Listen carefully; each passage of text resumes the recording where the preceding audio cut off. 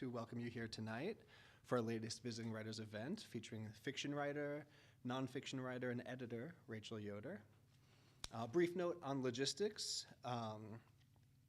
There's a couple of copies of Rachel's book remaining over here that are available for purchase. I will be the person that you can do that with at the end of the reading.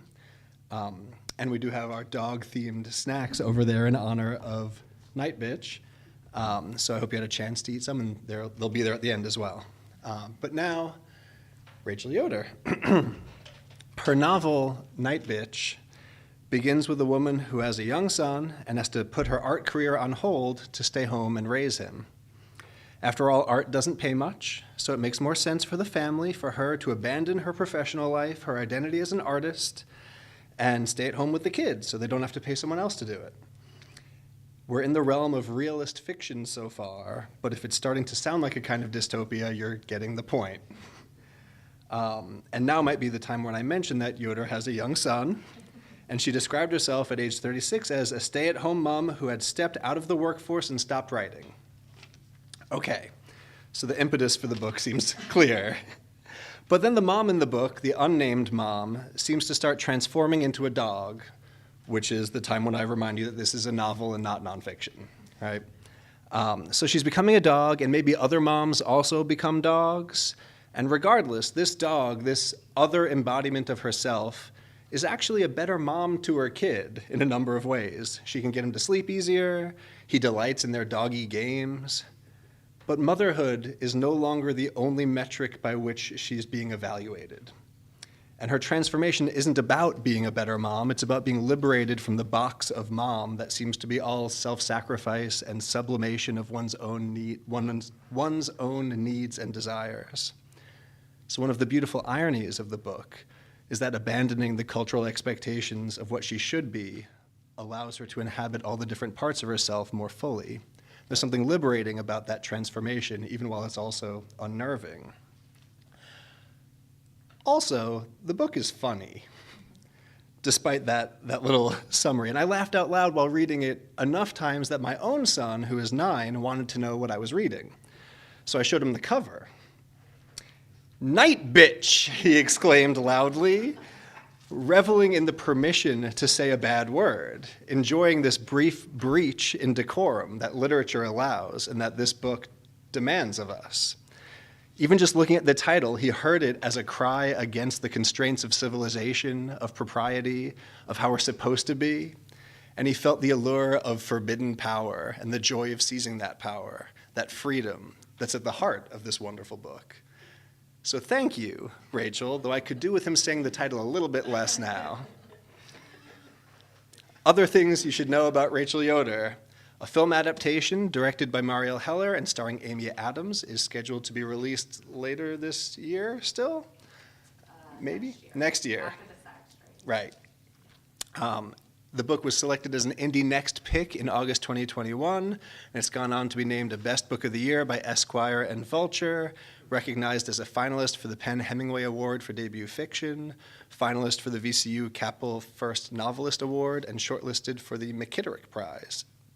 To date, Nightbitch has been translated into 13 languages. Rachel's a graduate of the Iowa Nonfiction Writing Program and holds an MFA in fiction from the University of Arizona. With Mark Polanzik. Awesome. She's a founding editor of Draft, the Journal of Process. Rachel grew up in a Mennonite community in the Appalachian foothills of eastern Ohio and now lives in Iowa City, but here she is in Aurora with us right now. Please welcome Marielle Yoder.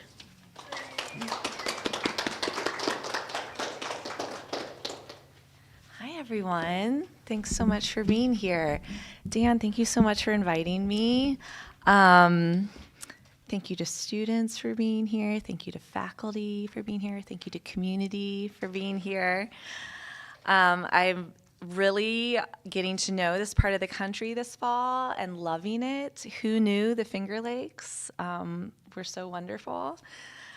I am going to read a little bit of Nightbitch. And I just have to say, Dan, even in Iowa, if I may brag a little bit, I'm quite the celebrity with 9-year-old boys. Like, I'm huge in their community.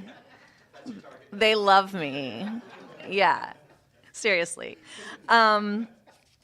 So Dan gave you a little background to the book, and I'm going to read kind of close to the end of the first section where the mother knows something's up, something's happening. She's been trying to keep it under wraps. She doesn't want other people to know she's a dog, or that she thinks she's a dog, but it's kind of coming out. She can't really hold it back anymore. And what you need to know going into this little excerpt is that the night before the scene I'm going to read, this lunch scene, well, I guess the morning of, let's say, she and her son awaken and find a huge pile of dead animals on her porch. And the night before, she was involved maybe in some kind of dog initiation ritual. So things are getting real weird. And she and her son go out to lunch. Then she has a phone call with her husband, who's always gone for work. They have a little check-in. And then we have a little letter that she pens to Wanda White. Now, Wanda White is a person Nightbitch never meets. We don't know if she actually exists. She is the author of a book Nightbitch finds in the library entitled, I'm not going to be able to remember the name now, A Field Guide to Magical Women. And she reads it and learns about, it's like a mythical ethnography of magical women.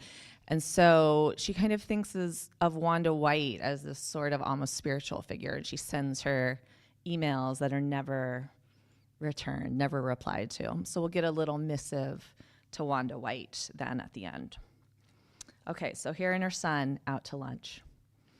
Voracious with death, she and the boy descended midday on their favorite lunch place downtown, just across from the library. One of those boutique grocery and deli places with aisles of upscale cookies and crackers, imported jellies, hot and cold buffets for the college kids, but also a favorite of the mommy set. A person could select just a pile of mac and cheese and 3 fingers of chicken if she wanted. She could purchase an entire plate of grapes. She could, if need be, arrange on a plate 2 cheese cubes as eyes and a kiwi slice as a nose with a splat of strawberry yogurt below for a mouth. And there was also wine by the glass. The boy loved going there and instructing his mother exactly what to put on his plate.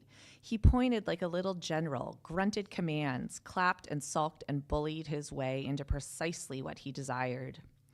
The mother piled meatloaf slathered with ketchup, crumbly pieces of pot roast, more chicken fingers, a mountainous pile of a lovely baked corn concoction, the immensity of which made her son clap with joy, for he too loved the baked corn.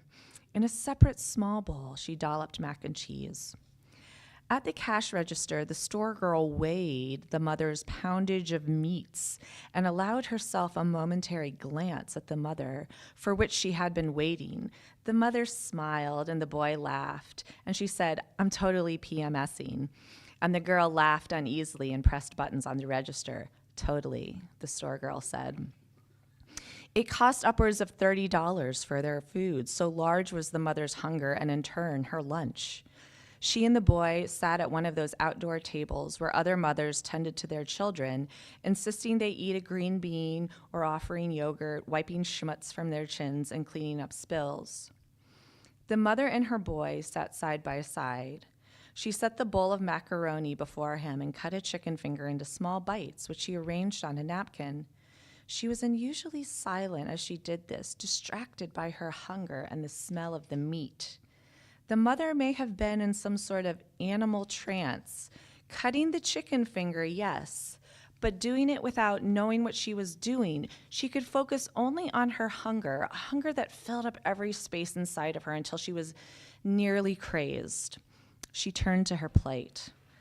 Ugh, the glory of the meatloaf, the suppleness of the muscle fibers as the pot roast fell apart. She used a fork, and then she used her hands, and then she simply allowed her face to fall upon the pile. And you could suppose this was some sort of worship, the mother with head bowed, taking the foodstuffs directly into her body. There was a purity to such an act. The boy watched with wide eyes for but a moment and then screamed with glee and did the same, plunging his face into the mac and cheese and then sitting up with a noodle stuck to one cheek, cheese on his eyelids. He clapped. The mother continued in her fugue, the feel of the meat in her throat filling her. The boy reached over to take a bite of corn, and she growled, low and quiet, and he retreated to pick up the chicken tender in his mouth and shake it side to side.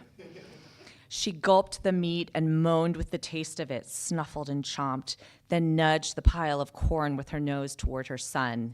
He picked it up with one pudgy hand, slammed it into his mouth, and closed his eyes as he chewed. She ate and ate and ate. With a singular animal focus, she ate. She licked the plate clean, and when she arose, she saw that all the mothers around her had quieted. Even the businessmen were off their phones, watching. She picked up her napkin and calmly wiped her face. She took a very deep breath. She would act natural, play it cool. She would not cry. Horrifically, she met the eyes of a man at the next table over, a guy with a smart haircut and an open-collared button-down, his briefcase beside him on a chair. "Hungry," he said. Not a question, but more a verbal fist bump, a somewhat odd acknowledgement of what had just transpired. "Oh," she said, her face flushed red.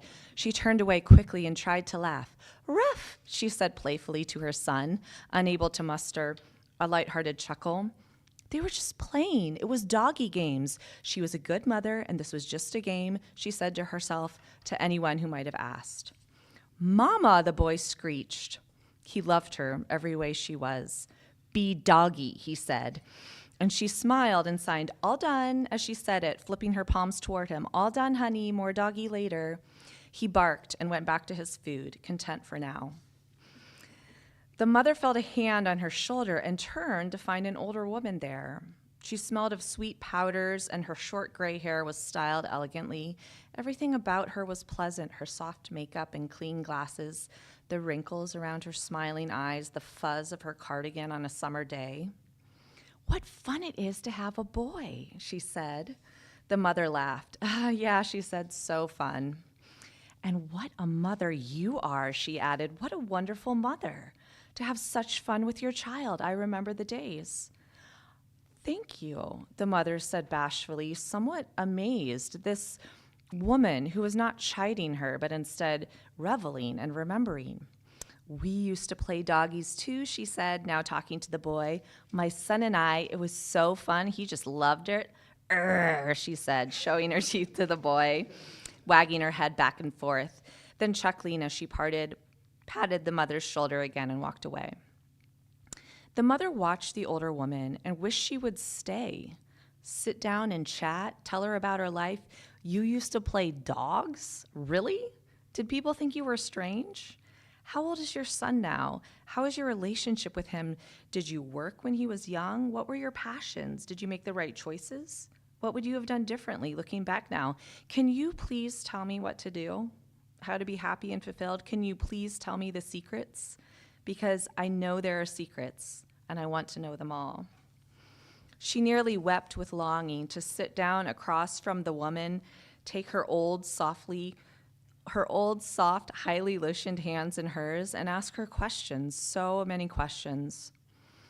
Her own mother, who was far away, rarely called, and when she did, spoke only of the garden and the weather, the shortening days, how they were in dire need of rain. She had once, while pregnant, attempted to talk to her mother about childbirth, what to expect, how she was scared of the pain, and how had her mother managed, to which her mother had only the offer of, "It's called labor because it's hard work," which she understood as a consolation. Sure, her mother was saying, "It's bad, but since you're a woman, this is your lot in life, your work, to do what's hard, what's unspeakably painful, and then to keep this covenant of silence." "You'll never believe it," she said to her husband on the phone that night. He said, distracted. "This morning on the porch, there was a pile of dead animals." "Excuse me," he said. "Rabbits and squirrels and maybe some mice, a raccoon on top." She let out an elated whoop of a laugh. "That's strange," her husband said, and she said, "Well, I guess it is, but it's also sort of fun." "Are you okay?" he asked. "I feel wonderful," she said, "better than I have in months." "Well, that's good news," he said. "Is it?" she asked, laughing. "I mean, is it good news for you?" "What's that supposed to mean?" he asked. She laughed and laughed and laughed. Wanda White. I have been considering what really matters in life. I realize this isn't an original question, but still wanted to present my ideas to you in case you had been thinking along similar lines. Before my child, I had never longed for a family or even to be married.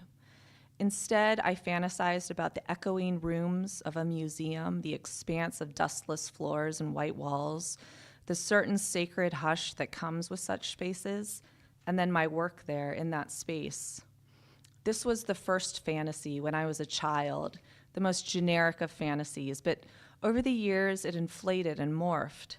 I thought only toward expensive haircuts with very little bangs and trendy eyeglasses, a sun-washed studio in which many interesting projects were underway, friends with lots of opinions and good taste, trips to Europe, summers at residencies, and on and on. I won't bore you. What I'm saying is that I had imagined this entire life. I had dreamt it. And then my body, then a child, and yes, he has brought me great joy. Being a mother, despite my loudest protestations, has been pure and sweet and true. But there is not room for the child within the sun-washed studio, or rather, there is not room for art within my house with my child. It is as if all my dreams have been reset. The walls are blank, and with them, I am blank too. All this is to say, what should a woman fight for? Given her limited resources, limited time and energy and inspiration, what is worth fighting for? Is it art? In the grand scheme of things, it sometimes seems so pointless, even selfish, to force one's point of view on the world. Who really needs it, especially when a child needs a mother so immediately? I don't have any answers other than art seems essential as mothering. In order to be a self, it is essential. I should perhaps cease being a person without it. Is that enough of a reason that it matters to me? And I'll stop there. Thanks. Question? Okay. Should I sit here? Okay. Questions? Any questions about writing, Nightbitch, movies, motherhood, meat?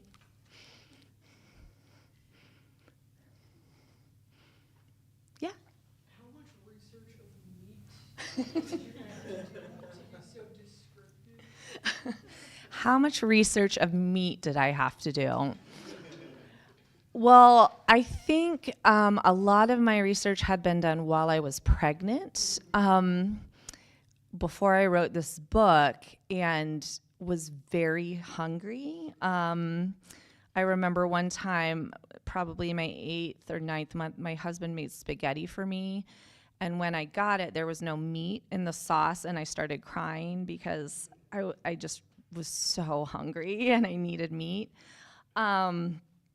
And then also when I was nursing my son, I ate even more. I mean, it's just, you become just this eating machine, or at least I did. So there was no specific research of meat, but I feel like I had been really preoccupied with food for a while, and so it came very naturally.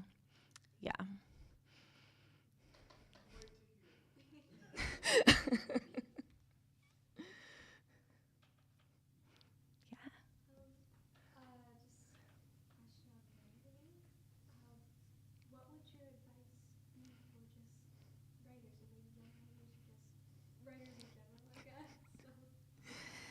So what would my advice be for writers? I think my advice is really basic, but it's to not stop, because I think that's what happens to most writers. It's not that they don't improve or they don't develop, it's that they stop.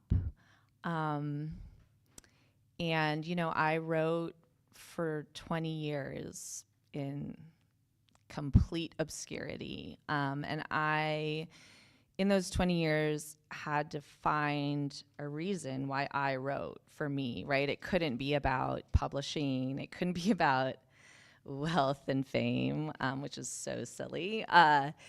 It had to be coming from a place that was really genuine. And, you know, this is how you're spending your life. Like, how are you going to spend your life? You don't have to write. You could do something else if writing makes you miserable. And you probably should if it makes you miserable. But it was worth it for me, you know, and it's how I sort of came of age. How I became an adult was along with my writing. So yeah, I would just say don't stop if you want to be a writer. Yeah.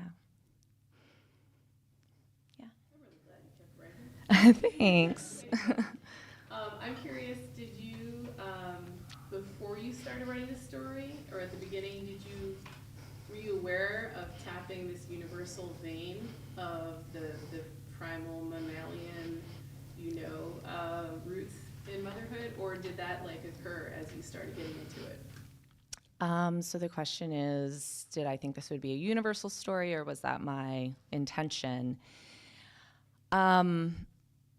I first thought I was writing a collection of essays, personal essays, about, and the first one was going to be about the lactation room, and the horrors of the lactation room when I had been working. But obviously that didn't come together, and in no way did I think this would be universal. I thought I was a freak for the things that I had felt. I was a total monster. That's what I thought. And that's why the metaphor felt so right to me, I think. And it wasn't, the start of this book was not something that was thought through very much. My husband and I had an inside joke, Nightbitch, and I thought it would be a bad idea to write a book in which a mom turns into a dog. We talked about Kelly Link earlier, and, you know, in praise of bad ideas. And I thought it'd be really fun. And I hadn't written for 2 years after the birth of my son, and I just needed something to get back into it, like to find myself again. And Nightbitch was the way back. And I don't know how I didn't see it now, but truly, like, not until the book was published. I thought I was just like, well, it's just going to be reviews of how Rachel Yoder's a total freak, and she wrote this like weird book that no one can relate to. And then it was like a very different experience when it was published. So it was like a really big surprise. But now I get it now. Yeah, I've talked with a lot of moms, which has been really gratifying. Yeah. Yeah. Could you walk us through a little bit of like the writing and revision process Mm-hmm. that you went through with the book? Yeah, so, you know, I love to talk about process. I wrote this book in a way I've never written before. So in grad school, we had, so many hours to while away. So much unstructured time, but I was writing this as a parent, and I had never written anything as a parent. And so I needed structure, I needed goals, I needed to be really focused, I needed to not waste time, I needed to not write in the wrong direction for 5 years because I didn't have 5 years, I needed to get it done. And so I was on Twitter, not writing, and Jamie Attenberg is another writer, and she was doing she called it 1,000 Words of Summer. So during the summer, she'd say, okay, everyone, for the next 2 weeks, I'm gonna write 1,000 words a day. You can join me if you want. So this little community started forming, and I thought, hey, I could do that. Like, I could, not for a month, not for 6 months, for 2 weeks, I could go to the coffee shop for 2 or 3 hours and write 1,000 words, like, no matter what, and like get my cookie from the coffee shop when I was done, right? Like, that felt achievable, and it also felt like I was really making forward progress, because after 2 weeks, you'd have 14,000 words, and that seemed great, like, oh, I've really done something. And so that's how the book was written. I would write in these 2-week sprints and then not write for 4 months, and then there'd be a lull and I could kind of get away again. And of course, this was also after I had childcare, which I had childcare because I got a grant from the state of Iowa to pay, we didn't have any money. We were really struggling. And that grant was really life-changing. So, I'm always really annoyed when writers are like, I just wrote it. It just came out of me. I didn't do that much revising. And the first section of this, that's how it was. I'm sorry. I apologize. Nightbitch showed up and I was just there. I was there for it. I'm like, let's go, girl. Here we go. And so she just ranted for 80 pages. Then I'm like, I got it. I'll take it from here. And so after that initial kind of burst, I had to do more novelist stuff, think about plot and I didn't know how to write a novel. I never wanted to write a novel, but I did kind of know a little bit about screenwriting. So I took some cues from that. I thought, okay, there should be a first act. And I felt like I had written this first act, right? We get to the end of it, point of no return, she's off into the night, transformation, we're on the journey. And so I was like, okay, well, the midpoint should have a big reversal or a big surprise. So I sort of wrote toward the midpoint, and when I got there, I looked toward the end, and I thought, this is what I want to happen at the end. How do I get from where I am now to the end? And that was really, I didn't know what I was doing, so I just kind of went forward bravely into the dark. And then once I had a draft, and I'm one of those writers, I revise as I go, and I want things to be in order. I gave it to my agent, and she had me do an exercise that was really beneficial and I absolutely hated, which was putting the book on a calendar, actually getting a blank calendar and being this is where this scene happens. This is really cementing it in time so that, a reader could follow it. And it was so helpful. So I did a big revision with that. And then did some revisions with kind of the sub-stories, pulling them up closer to the beginning instead of having them come in at 2/3 of the way through the book. But it was a pretty good revision process, but by the end of it, I'm like, I cannot read this book one more time. It was physically painful. But then you just read it again, and yeah. It was unlike any way I'd ever written before. Yeah.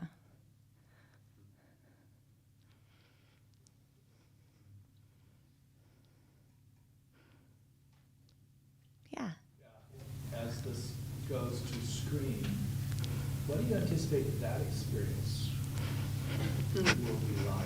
Extremely frustrating or surprising? My thoughts, first of all, I really love and respect Marielle Heller's work. I think she's an amazing artist.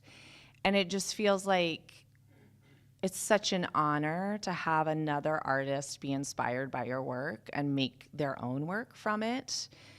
And it has really only felt like a gift, right? That it's not mine. The movie isn't mine. It's someone else's, and I completely respect that, and I'm excited about that. I have seen a cut of the film, and it's really surreal. And it's hard to even kind of know what to think about it, because you're so close to it in some ways, and then it's so foreign to you in other ways because it's someone else's interpretation. So it's been really fascinating, but she's made an incredible piece of art, and I feel really honored. Yeah, I'm grateful that it was easy for me to let it go. It's just I'm done with this. You can have it. And I did write an adaptation, and I was actually kind of relieved when it didn't get used because it just felt like too much. I was just in it too much. Someone else needed to kind of take the leash, so to speak. Yeah. Yeah, Dan. Have you, you made the comment, I've talked to a lot of moms about this, and I was just, have you talked to any dads? A few. The brave ones pop into my DMs on Instagram, like your book. or they'll be like, it helped me understand my wife better, which I think is nice. Like, I think it's nice when a husband can say that. But yeah, I mean, it's mostly been women. But yeah, I don't quite know what to say about it. It's always great to hear from men, though, who have read it and who in some way take something away from it. Yeah. The biological component of it obviously is sex specific. Yeah, Right? But yeah. like, reading through this myself, I was like, yeah, having a child really makes it hard to do the other things. Yeah. In a way that just felt, I think Troy suggested like universal as a thing. I was like, yeah. It was an interesting moment for me of just thinking, as you're describing it, as so, in a way, centered on a particularly like mom experience. Like, oh yeah. I mean, it is it's a transformation for dads too, but I think for women, it's so, I mean, your body changes, right? It's just such an intimate, intense thing. And, you know, we have all these great, like, war narratives, war movies, like, so much talk about war. And I'm like, why isn't there, like, this grand literature of pregnancy and birth? I was thinking the other day, we've never seen, like, a birth in a film. Like, that, which to me is so strange. We've seen, like, men be slaughtered on a battlefield, but somehow it's vulgar to like show a birth. I just been thinking a lot about like how the experience of motherhood, of pregnancy, of birth is just has been handled in art and handled in like what we're allowed to talk about, what we're allowed to see, versus like these other kinds of violences which are perfectly acceptable.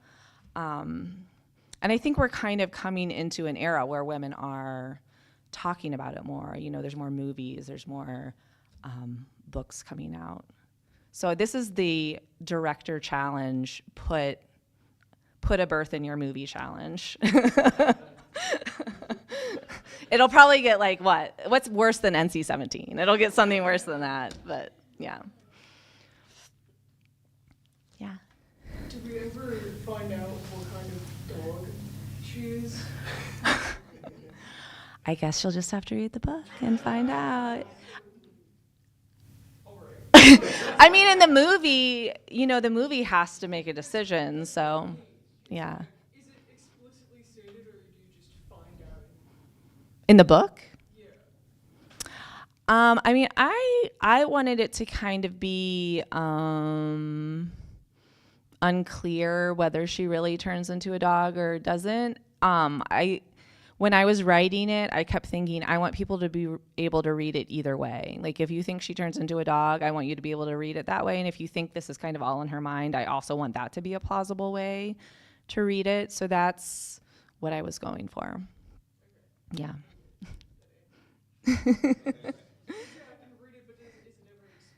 I mean, do you ever see a dog that might be the mother in the book? Yes. Sure. Right? Am I right? Did you have a question? How did you balance those two like readings that you wanted to? I mean, I think, like I said, there is a moment when you see the dog, which I think is the one sort of irreconcilable moment. But I was also just thinking a lot about like impossibility and like manifesting impossibility in reality felt really exciting to me. How did I do it? I mean, it's like you just have to walk the line and make it feasible for both. I don't know. I'd have to go back through and kind of read those sections and see how I did it, if I kept it vague or what. I mean, that's another really interesting thing about turning it into a movie is you can't cheat. Like in a book, you can cheat, you can kind of be vague, you can write around it. But then when you're adapting it into a movie, there's no cheating. Like you can't be vague about what people are seeing. So I think Marielle does a really great job of like dealing with that problem in the movie. Yeah. another dog question. So, I mean, you obviously had to go through the process of deciding whether this mother was going to be a dog or a wild animal. And you had to choose for a mother to be domesticated. And I thought that was pretty sick. Thank you. Thank you. Again, I wish I could say I thought about the decision a lot more. It was only kind of in retrospect that I'm like, oh, it's a dog. It's like a wolf we've brought into the domestics. I totally meant to do that. But yeah, I liked playing with this idea of, again, because it felt to me when I was pregnant, when I was giving birth, when I had just given birth, when I was nursing my son, I was like, oh, I'm a mammal. Like, I'm a part of the mammalian community. And that felt really wonderful to me, like coming into that community of animals.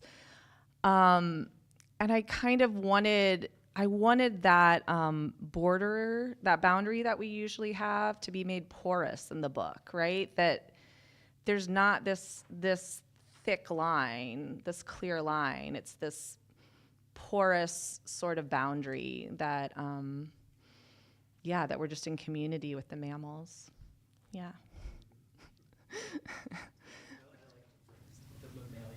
Yeah. As a mammal. Yes. It's so comforting. Think about it. Yeah, well, one of the things that when I was reading through the novel, like I did keep having this realization of oh yeah, we're animals, but like we spend most of our day pretending to not be animals or actively, fighting against them.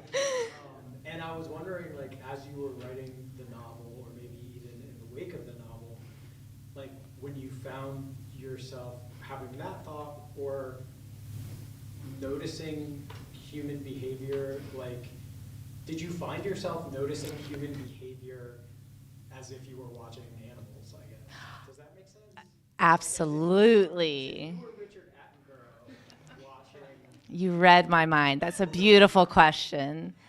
There is an amazing series called The Human Animal, and it's an anthropologist who does a whole documentary series on looking at humans, and it is a very like Attenborough-y, burrowy, I know, whatever.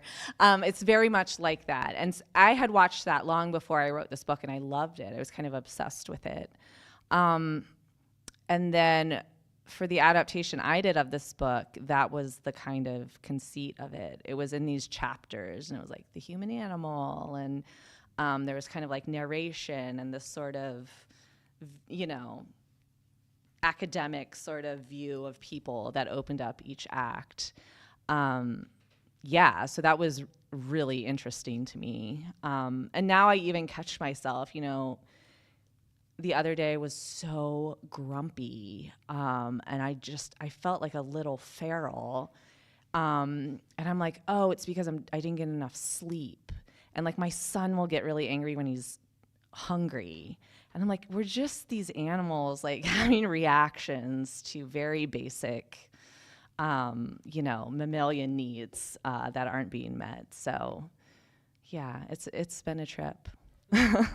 Great question.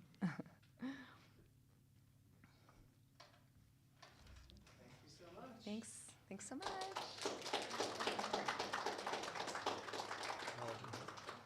All right, very briefly.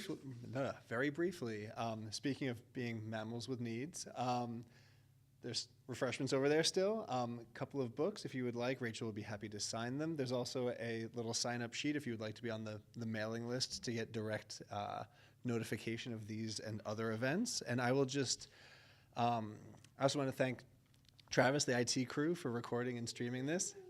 Hey, gents. And thank you all for coming. Our next visiting writer, the final one of the semester, is the poet Valgina Mort, who's coming November 7th. I will be shouting about it in all the ways that you heard about this one. Thank you all for coming, and please join me in thanking Rachel Yoder one more time.